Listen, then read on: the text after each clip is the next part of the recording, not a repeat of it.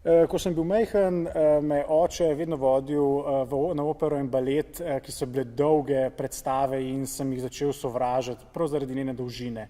In ko sem postal malo starejši, sem se s Katjo Konvalinko, ki je operna pevka, odločil, da bi naredili opero prirejeno za otroke. Se pravi, da bo po dolžini, po zanimivosti tako privlačna, da bodo otroci jo razumeli in jo vzljubili. In na ta način smo v Čarobni deželi začeli delati opero in balet, ki je prilagojen za otroke, tako po dolžini kot po zanimivosti. In začeli smo v opere vnašati tudi recimo čarovnijo, ki motivira otroke, da spremlja predstavo od začetka do konca. In s tem, ko smo z uspehom Bastien in Bastiene od Mozarta, Pepelke, to je baletna predstava, smo prišli na idejo, da bi pa naredili še en korak naprej, da bi čarovnika tokrat iz predstave ven vzeli in naredili samo opero, ki bi jo otroci lahko motivirano spremljali od začetka do konca.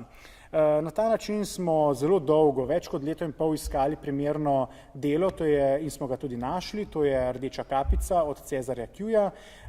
In tukaj smo prišli na novo težavo, namreč opera je zelo ruska, zelo težka za otroke in zato smo seveda pomislili na Julijo Rušina, režiserko, ki se je že spopadala z težkimi operami, ki jih je znala primerno prilagoditi na oder in resnično vzela jo v roke in naredila zelo zanimivo, dobro, moderno opero, ki bi otrokom morala ugajati.